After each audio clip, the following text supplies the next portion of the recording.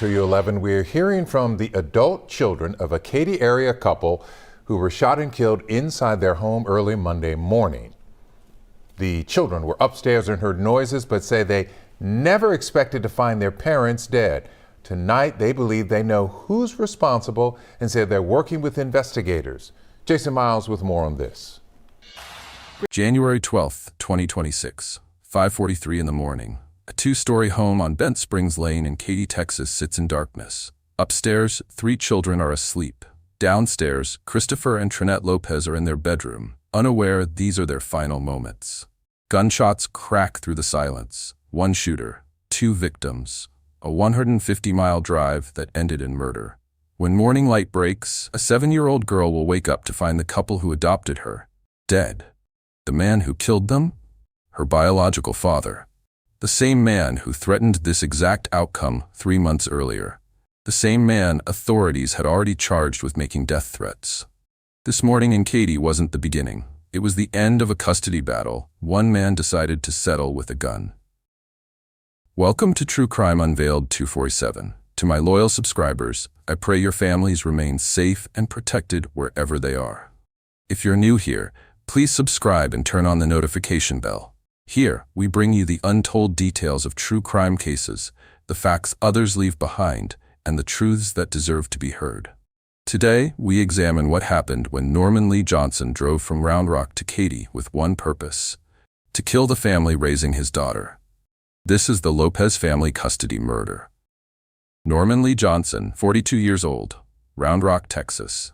On the morning of January 12, 2026, he travels 150 miles to the home of Christopher and Trinette Lopez in Katy. He doesn't come to negotiate. He doesn't come to see his daughter. He comes to kill.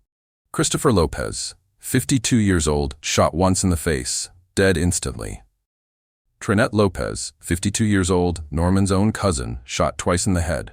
A third bullet tears through her left hand, a defensive wound. She saw him. She tried to protect herself.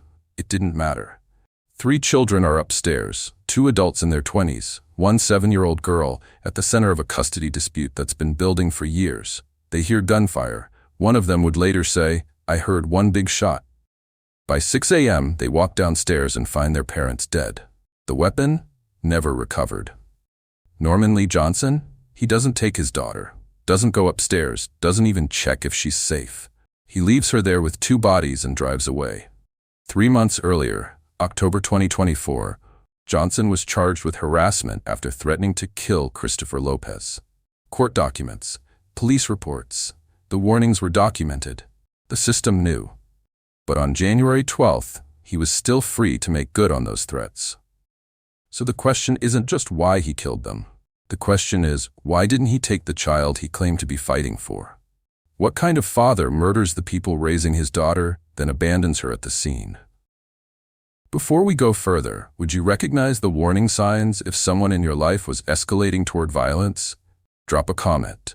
Have you ever felt unsafe around someone fighting for custody? Your story might help someone else. Christopher and Trinette Lopez, high school sweethearts, 28 years of marriage, a love that started young and lasted. In 2000, they bought their home on Bent Springs Lane in Katy, Texas, a 2-story house where they would raise their family. 2 adult children, Christina and Jonathan Rayson. A home filled with birthday parties, graduations, ordinary weekday dinners around the kitchen table. Christina would later describe her mother this way: "She was like a mom to all my friends' kids." The kind of woman who didn't just love her own children, she loved everyone's children. Christopher and Trinette were known in their community. Generous, present, the kind of couple who still held hands at the grocery store after nearly 3 decades together. But their family wasn't complete. In the early 2020s, they made a decision that would change everything. They opened their home to a little girl who needed them, a 7-year-old. They adopted her, gave her their name, their protection, their future. What they didn't know, what they couldn't have known, was that this act of love would cost them their lives. The girl's biological father was Norman Lee Johnson, Trinette's own cousin. Family gatherings that should have been celebrations became confrontations. Holidays turned tense. What might have been a cooperative custody arrangement became a battlefield. Two sides. One child caught in the middle, and a man who refused to accept the court's decision. By January 2026, Christopher and Trinette had been living with threats for months. They'd reported them, documented them, believed the system would protect them. They were wrong. Have you ever witnessed a family torn apart by custody disputes? How do you think families should handle these situations? Let me know in the comments. The perpetrator's parallel life. Norman Lee Johnson Jr., 42 years old. Round Rock, Texas, 150 miles north of the Lopez home in Katy. To anyone on the outside, he might have looked like a father fighting for his rights. A biological parent trying to stay connected to his child, but court documents tell a different story. Police reports reveal a pattern, and family members, they'd been watching his behavior escalate for years. Johnson was the biological father of the 7-year-old girl Christopher and Trinette Lopez adopted. But here's the complication that made everything worse. He was also Trinette's cousin. This wasn't a stranger fighting for custody. This was family. According to records, Johnson had a violent criminal history. Details aren't fully disclosed, but one fact is clear. Law enforcement outside Harris County had already responded to an incident where Johnson assaulted another family member. This wasn't his first act of violence. It was part of a pattern. Then came October 2024, 3 months before the murders. Johnson was charged with harassment. The reason? He made explicit threats to kill Christopher Lopez. Not vague anger, not heated words in an argument. Specific, documented death threats. And it wasn't just Christopher. Johnson also threatened to kill his own father. Family members gave statements to authorities. They told police about Johnson's history. They warned that he was dangerous. They said he'd been denied access to his daughter, told he had to go through Child Protective Services if he wanted visitation. And that restriction? It enraged him. Court records from October 2024 show exactly what Johnson said. He threatened to kill Christopher Lopez. He threatened his own family. He made his intentions clear. Here's what makes this case so haunting. Johnson didn't hide what he was planning. He told them. The Lopez family reported it. The police documented it. The courts charged him with harassment. The system knew. But knowing and preventing are two different things. On January 12, 2026, Norman Lee Johnson still had access to a vehicle. He still had access to a weapon. He still had the freedom to drive 150 miles from Round Rock to Katy. And the harassment charge from October? Still pending. Still unresolved. So when he showed up at the Lopez home at 5:43 in the morning, he wasn't making an empty threat anymore. He was following through on a promise he'd made 3 months earlier. The question isn't whether the warning signs were there. They were. The question is, why wasn't he stopped? When someone makes a credible death threat, should they automatically lose custody rights? Is our system doing enough to protect families? Share your thoughts below. Norman Lee Johnson and Trinette Lopez were cousins, family, blood relatives who should have shared holidays, celebrated birthdays, supported each other through life's challenges. Instead, they were on opposite sides of a custody battle. Neither would survive. The 7-year-old girl at the center of this fight carried both their DNA and both their last names at different points in her young life. Johnson's biological daughter, the Lopez family's adopted daughter, caught between a father who wouldn't let go and parents who'd given her a stable home. The custody arrangements aren't fully clear from public records, but what we know is this: Johnson had lost primary custody. Child Protective Services was involved. If he wanted to see his daughter, he had to go through official channels. Supervised visitation, court approval, the kind of restrictions that protect children but infuriate parents who feel they've done nothing wrong. Johnson didn't see it as protection, he saw it as theft. At first, the conflict might have been contained: phone calls requesting visitation, text messages asking about his daughter. But somewhere between those initial requests and October 2024, Johnson stopped asking. He started demanding, and when demands didn't work, he made threats. Multiple family members reported his behavior to authorities. Documented threats, escalating anger, the kind of... But here's the failure that would cost 2 lives. Johnson refused to follow legal channels, and the legal system couldn't or didn't force him to stop. The Lopez family knew he was dangerous. They'd reported everything. They'd documented the threats. They'd done what you're supposed to do when someone threatens to kill you. They told the police. And on January 12, 2026, Norman Lee Johnson was still free. Free to drive, free to carry a weapon, free to show up at the home on Bent Springs Lane before dawn and make good on every threat he'd ever made. Should people who make credible death threats be immediately detained until trial? Or does our justice system need to presume innocence even when threats are explicit? This is where law and safety collide. What's your take? The week before, January 11, 2026. Sunday, January 5, 2026. The Lopez family begins what will be the last full week of Christopher and Trinette's lives. They don't know that. How could they? Based on their community involvement, it's likely they attended church that Sunday. Came home. The 7-year-old daughter played with Christina and Jonathan, her older siblings. Ordinary family moments that feel insignificant until they're the last ones. Christopher and Trinette talked about the week ahead. Work schedules, grocery lists, maybe plans for the upcoming weekend. The kind of conversations married couples have after 28 years together. Comfortable, routine, unremarkable. No indication of what's coming. Monday through Friday, January 6th through 10th, a normal work week. The 7-year-old goes to school, comes home, does homework at the kitchen table. Christina and Jonathan, now adults, stay in touch with their parents. Text messages, phone calls, everything normal. But 150 miles away in Round Rock, Norman Lee Johnson is living a different week. His harassment charge from October 2024 is still pending, still unresolved. Sleep. While they sleep, Norman Lee Johnson is 150 miles north in Round Rock. We don't know exactly when he made the decision. Was it days in advance? Weeks? Or did he wake up on Sunday, January 12th before dawn and decide this was the day he'd follow through on his threats? What we do know, sometime in the early morning hours, before 5:43 a.m., he got in his car and started driving south on Highway 290 toward Katy. 2.5 hours. That's the drive time from Round Rock to the Lopez home. 2.5 hours of highway. 2.5 hours to reconsider. 2.5 hours to turn around and choose a different path. He didn't turn around. He drove to Bent Springs Lane, a quiet residential street near Mason Road and Clay Road. Houses with front lawns, families sleeping inside. No security cameras pointing at driveways in this neighborhood. No alarm systems sophisticated enough to detect someone approaching at 5:30 in the morning. Norman Lee Johnson arrives sometime between 5 and 5:43 a.m. The house is dark. Everyone inside is asleep. He has surprise on his side, he has a weapon, and he has nothing left to lose. The Lopez family had done everything right. They'd reported the threats, they'd followed legal procedures, they'd protected their daughter through official channels. They believed the system would keep them safe.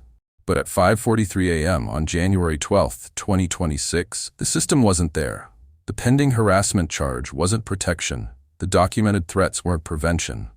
Norman Lee Johnson was at their door. And within minutes, Christopher and Trinette Lopez would be dead. What security measures do you think every home should have? Ring cameras? Alarm systems? Could technology have prevented this? Let me know what you think keeps families safest. January 12, 2026, 5 in the morning. The sun hasn't risen yet. The house on Bent Springs Lane is completely dark. Upstairs, 3 children are asleep. Christina and Jonathan Rayson in their 20s, one 7-year-old girl in her bedroom. Downstairs, Christopher and Trinette Lopez are in their first-floor bedroom.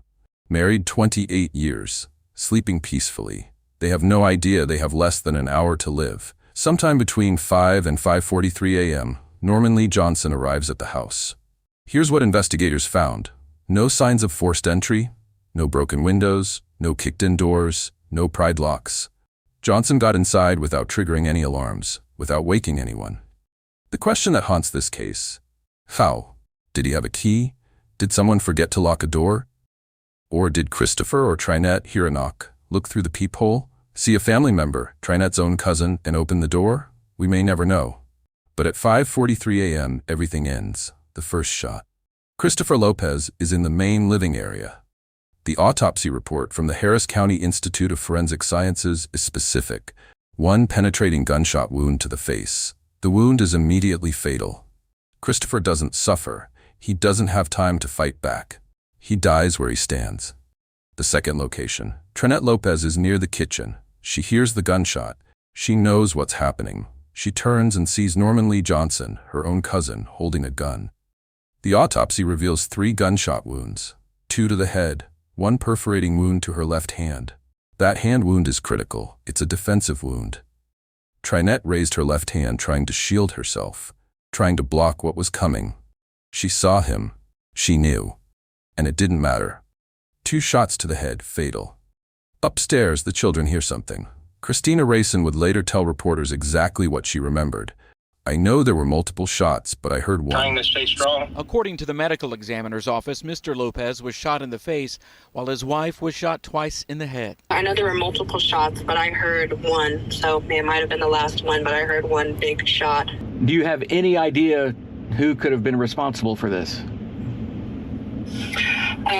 We do. The police do have a suspect, but they're asking us to keep everything under wraps until they have more concrete evidence so it doesn't taint the investigation. The children say their parents were high school sweethearts and dispute speculation that some sort of ex might be involved. Additionally, they tell me a 7-year-old inside the house at the time is an adopted cousin, not a foster child, as initially reported. They say taking in family members was nothing new for their mom and dad. Great parents. Our mom was always there. She was everyone else's mom, People would reach out to her. Multiple of my friends, call her mom because she's so caring. Christina and Jonathan say their family home since the year 2000 won't be the same. And right now, they don't want to return until an arrest is made. We're not comfortable going home. We're going to stay low-key until he's caught. Reporting near Katy, Jason Miles, KHOU 11 News. Jason, thank you for that. And at last check, the Harris County Sheriff's Office was still actively investigating and interviewing witnesses. We're told the 7-year-old is somewhere safe. At approximately 6 a.m., a 911 call comes in from 3718 Bent Springs Lane. A male voice, shaking, barely controlled. My father and mother have been shot to death. They're beyond help. Harris County Sheriff's Office deputies respond immediately. Bent Springs Lane, near Mason Road and Clay Road in Katy. A quiet suburban neighborhood, 2-story homes, families, the kind of place where this isn't supposed to happen. When first responders arrive, here's what they find. Christopher Lopez in the main living area, single gunshot wound to the face, dead. Trinette Lopez near the kitchen, 2 gunshot wounds to the head, 1 to the left hand, dead. No signs of forced entry, no weapon at the scene, no indication of who did this or where they went. 3 surviving children, 2 adults, Christina and Jonathan Rayson, 1 7-year-old girl, all physically unharmed, all traumatized beyond measure. Paramedics attempt life-saving measures. They have to try. But the wounds are catastrophic. There's no pulse, no breathing, no chance. Christopher and Trinette Lopez are pronounced dead at the scene. They're not transported to a hospital. There's nothing anyone can do. Think about what Christina and Jonathan experienced. You're lying in bed, you hear a sound, you think nothing of it. Then you walk downstairs and find your parents, both of them, shot dead in their own home. The guilt hits immediately. Should I have checked sooner? Could I have stopped this? Was that sound the moment they died and I just rolled over and went back to sleep? And the 7-year-old girl. She wakes up to flashing lights, police cars, yellow crime scene tape. Strangers in uniforms filling her house, and someone has to tell her that the people who adopted her, who gave her a home, who loved her, are gone, killed by the biological father who was supposed to love her too. Harris County Sheriff Ed Gonzalez arrives at the scene. Initially, investigators don't know what they're dealing with. Murder-suicide? Double homicide? Random home invasion? But within hours, the evidence points to double homicide. 2 separate victims. 2 separate locations in the house. No weapon left behind. This was execution, not desperation. Then the connections start emerging. The victims had a 7-year-old adopted daughter. There were custody disputes, prior threats documented, a harassment charge from October 2024 still pending. And the suspect? The girl's biological father, Trinette Lopez's own cousin. This wasn't random. This was personal. This was family. This was premeditated. Norman Lee Johnson had told them he was going to kill Christopher Lopez. He'd been charged for making that exact threat 3 months earlier, and on January 12, 2026, he followed through.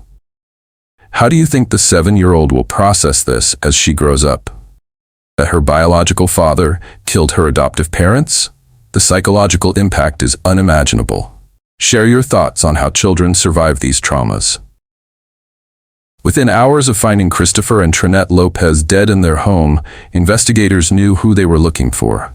Norman Lee Johnson, biological father of the 7-year-old adopted daughter. Trinette's cousin, the man who'd threatened to kill Christopher Lopez just 3 months earlier. But knowing who did it and proving it in court are two different things. And Johnson had a 150-mile head start. The Harris County Institute of Forensic Sciences conducted autopsies on both victims. The findings were precise. Christopher Lopez, penetrating gunshot wound to the face.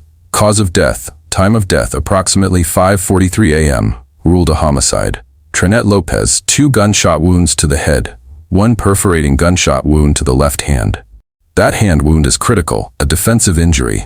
She was aware of the attack. She tried to protect herself. Time of death, approximately 5:43 a.m. Ruled a homicide. Crime scene analysts combed through every inch of the house on Bent Springs Lane. What they found and what they didn't find told a story. No forced entry, no broken windows, no pried locks. Whoever killed Christopher and Trinette Lopez either had access to the house or was let inside. Given that Johnson was family, both scenarios were possible. No weapon recovered at the scene. The gun used to kill 2 people was gone. Johnson took it with him. That's not panic, that's planning. 2 separate locations inside the house where the victims were shot. Christopher in the main living area, Trinette near the kitchen. This suggests Christopher was killed first. Trinette heard the shot, tried to react, didn't make it. The defensive wound on Trinette's left hand confirms she saw what was coming and tried to stop it. Investigators began pulling digital evidence, cell phone location data, tower pings, GPS tracking, the kind of electronic breadcrumbs that suspects leave even when they think they're being careful. The data would eventually place Norman Lee Johnson traveling from Round Rock to Katy on the morning of January 12th. The timestamps matched the crime. He didn't even try to hide his movements, but the U.S. Marshals Lone Star Task Force was closing in. This is an elite fugitive apprehension team. They coordinate with local law enforcement across jurisdictions. They track suspects who think they've escaped, and they were working directly with the Harris County Sheriff's Office to locate Norman Lee Johnson. The arrest warrant was ready. Capital murder, 2 counts. 1 for Christopher Lopez, 1 for Trinette Lopez. When the marshals found Johnson in Round Rock, he didn't resist, didn't run, didn't fight back. The man who drove 150 miles to shoot 2 people in their sleep went quietly when law enforcement showed up at his door. Norman Lee Johnson, Jr., 42 years old, was arrested without incident.